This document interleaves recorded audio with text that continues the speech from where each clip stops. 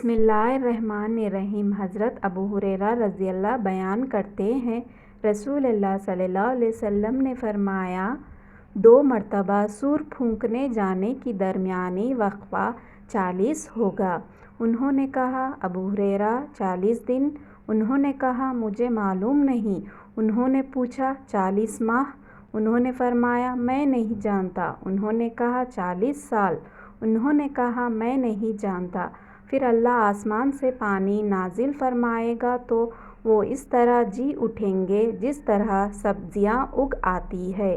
فرمایا، انسان کی ایک ہڈی کے سوا باقی سارا جسم گل سڑ جائے گا، وہ ریڑھ کی ہڈی کا آخری سرا ہے، اور روز قیامت تمام مخلوق اسی سے دوبارہ بنائی جائے گی۔ اور صحیح مسلم کی روایت میں ہے، فرمایا، انسان کو مٹی کھا جائے گی، البتہ ریڑھ کی ہڈی کا آخری سرا باقی رہ جائے گا۔ اسی سے وہ پیدا کیا گیا اور اسی سے دوبارہ بنایا جائے گا۔